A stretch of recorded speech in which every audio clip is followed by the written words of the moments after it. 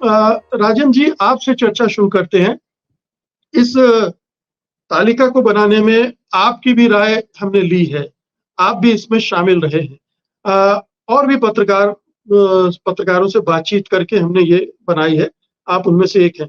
तो क्या लग रहा है, ये इस टैली को आप किस तरह से देख रहे हैं? Minimum, maximum?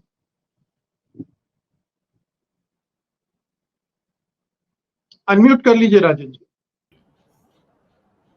देखिए मुकेश जी, पहले तो जो अब 5वें चरण के बाद जिस तरह की चीजें सामने आ रही हैं, उनसे भी बहुत कुछ पहले उनकी बात मैं करना चाहूंगा। जैसे प्रधानमंत्री की आज जो सभाएं थी, प्रधानमंत्री ने आज ये बोला कि कांग्रेस अगर आ गई तो आपके खाते बंद करा के खातों से पैसा निकाल लेगी, आपका बिजली जो है वो कटवा देगी, आपके घर का नल की टोटी उखड़वा लेगी। इस तरह की बातें उन्होंने बोली। तो इससे एक अनुमान लगाया जा सकता है कि माहौल क्या है। दूसरी बात कि मोहन भागवत ने, जो संघ प्रमुख हैं, उन्होंने कांग्रेस की तारीफ की है इस मौके पर, जब प्रधानमंत्री और भारतीय जनता पार्टी कांग्रेस को पूरी तरह पर निशाना पे लिए हुए हैं। और वो ये बात भी कहते हैं कि स्वतंत्रता संग्राम में कांग्रेस का कोई ऐसा योगदान, एक परिवार को वो सारा क्रेडिट दे देते हैं। ढेर सारे लोग थे, तमाम लोग थे, जिसमें कांग्रेस के हाथ से ये बात लोगों के बीच में पहुंचाना चाहते हैं। कांग्रेस ही नहीं थी सिर्फ स्वतंत्रता संग्राम में, बहुत सारे लोग थे और कांग्रेस इसका क्रेडिट लेती है सिर्फ। और दूसरी तरफ मोहन भागवत ने कहा कि स्वतंत्रता संग्राम में, स्वतंत्रता में कांग्रेस का बड़ा योगदान था, एक आंदोलन था और बहुत सारे लोगों को उन्होंने जोड़ा, बहुत महापुरुष कांग्रेस में हुए। तो इससे एक अनुमान लगाया जा सकता है, एक तो भारतीय जनता पार्टी या संघ परिवार के भीतर क्या चल रहा है, और दूसरी बात कि जमीन पर जो चीजें हैं वो शायद मोदी जी तक पहुंच रही होंगी, और मोदी जी किस तरह से, मैं तो जो शब्द इस्तेमाल करूंगा कि बदहवास दिखाई देते हैं जिस तरह की बातें कर रहे हैं। मोदी जी से इस तरह की बातों की उम्मीद मुझे नहीं थी। हालांकि मैं बहुत ज्यादा उम्मीद मोदी जी से नहीं रखता हूं, लेकिन इस तरह की बातें करेंगे इसकी उम्मीद तो बिल्कुल नहीं थी। तो ये स्थितियां बहुत साफ दिखाई दे रही हैं कि 5वां चरण खत्म होने के बाद, मैं दरअसल पहले से ये बात कहता रहा हूं आपके साथ हिंदी के दूसरे डिबेट्स में, कि पहला चरण खत्म होने के बाद और दूसरा चरण खत्म होने के बाद चीजें सतह पर दिखाई देने लगेंगी और शायद वो हवा भी लोग महसूस करने लगेंगे। और मुझे लगता है कि अब वो माहौल दिखाई देने लगा है।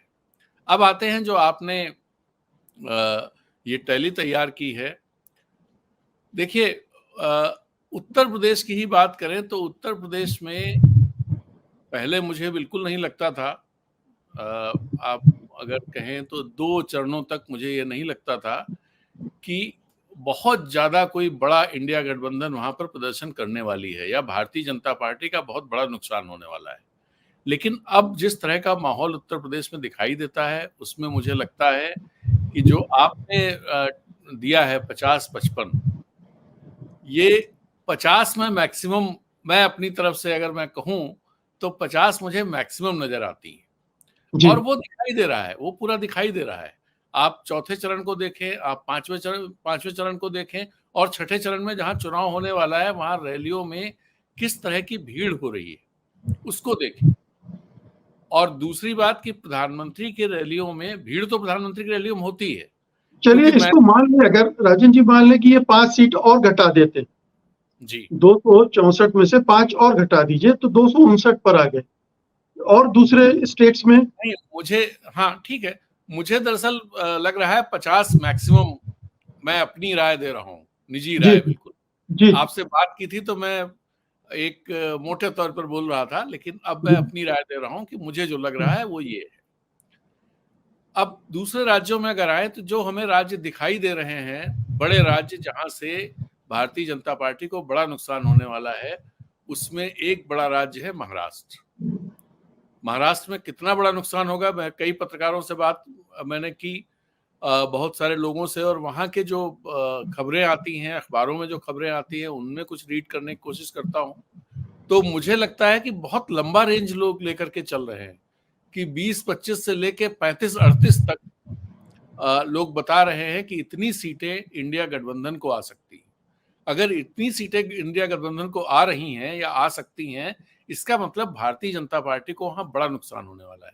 भारतीय जनता पार्टी की 23 सीटें अपनी सीटें थी, और जो शिवसेना की सीटें थी उनको मान लीजिए कि भाई वो बट गया, तो अब उनको गिनती में मत लीजिए। कहाँ जाएंगी, क्या होगा, पता नहीं। लेकिन उन 23 में क्या वो उनकी आधी सीटें रिटेन कर पाएंगे, ये बड़ा सवाल है कि कर पाएंगे या नहीं कर पाएंगे। राजस्थान में आए, राजस्थान में 25 की 25 सीटें दोनों बार से लेके आ रहे हैं। मतलब पिछली बार एक हनुमान बेनीवाल थे, उनके साथ तो 24+1 मान लीजिए। हनुमान बेनीवाल इस बार इंडिया गठबंधन में है। तो वहां भी जो वहीं से माहौल बनना शुरू हुआ। दरअसल राजस्थान के चुनाव से जो चीजें निकल के आई, उनसे देश में माहौल बनना शुरू हुआ। और वहां मुझे लगता है कि आपकी टैली, मैं उससे सहमत हूं कि जो चीजें उसमें दिख रही हैं उनसे मैं सहमत हूं कि 10 सीटों का नुकसान वहां पर हो सकता है, और 8 मुझे मिनिमम लगता है। 8 मिनिमम नुकसान भारतीय जनता पार्टी का होना है। जो सीटें मुझे दिखाई दे रही हैं उनकी बात मैं करूं। बिहार में आए, बिहार के बारे में निश्चित तौर पर कुछ कह पाना थोड़ा, मैं बिहार पे बहुत नजर रखता हूं, लेकिन बिहार को लेकर के जो शुरू में जैसा दिख रहा था जब चुनाव शुरू हुआ था, और आज जब हम बात करते हैं, देखते हैं वहां पर, तो वैसी स्थितियां नहीं दिखाई देती। गठबंधन, इंडिया गठबंधन उतना ज्यादा मजबूत वहां पर नहीं दिखाई देता है जितना मजबूत शुरू में दिख रहा था। तो पहले मैं कहता था कि वे 50-50 सीटें होंगी, अब मैं थोड़ा 50-50 पे नहीं हूं कि 20 सीटें गठबंधन को मिलेंगी, 20 भारतीय जनता पार्टी गठबंधन को मिलेंगी। मुझे लगता नहीं। उसके कारण ये हैं, एक तो आपने एक चीज देखी होगी कि इंडिया गठबंधन की तरफ से या कांग्रेस की तरफ से बिहार पे उतना फोकस नहीं रखा गया जितना फोकस दूसरे राज्यों पे उन लोगों ने रखा है। चाहे वो उत्तर प्रदेश हो, इवन झारखंड में भी उनका फोकस है। प्रियंका गांधी आ जाई थी, राहुल गांधी यहाँ आ चुके हैं, यहाँ से यात्रा निकली थी, उस दौरान भी ठीक ठाक माहौल पर। तो वो मुझे नहीं दिखाई दे रहा है, इसलिए बिहार को लेकर के मैं थोड़ा आपका मिनिमम और मैक्सिमम का फिगर क्या है राजेंद्र जी? मेरा मैक्सिमम का फिगर है 240। 240, लेकिन आप जो आंकड़े बता रहे हैं उसके हिसाब से भी अगर करें तो 240 से ज्यादा ही सीटें बनती है। नहीं, ज्यादा नहीं बनेगी। मैं, और दूसरे राज्य भी हैं जिनकी बात मैंने नहीं की। मैंने बंगाल की बात अभी नहीं की, नॉर्थ ईस्ट की बात नहीं की, उड़ीसा की बात नहीं की, तेलंगाना की बात नहीं की। तो बहुत सारे राज्य हैं। अभी पंजाब की बात नहीं हुई, जम्मू कश्मीर की बात नहीं हुई। जम्मू कश्मीर तक 6 सीटें हैं वहां पर। नहीं, तो इसमें काउंट किया गया है, जैसे कि जम्मू कश्मीर में न्यूनतम 1 और मैक्सिमम 2 सीटें दी गई। इसमें कोई डिस्प्यूट नहीं हो सकता है। पंजाब में 1 मिनिमम है, 2 मैक्सिमम है। इसमें कोई वो बढ़ोतरी घटोतरी की बहुत गुंजाइश नहीं।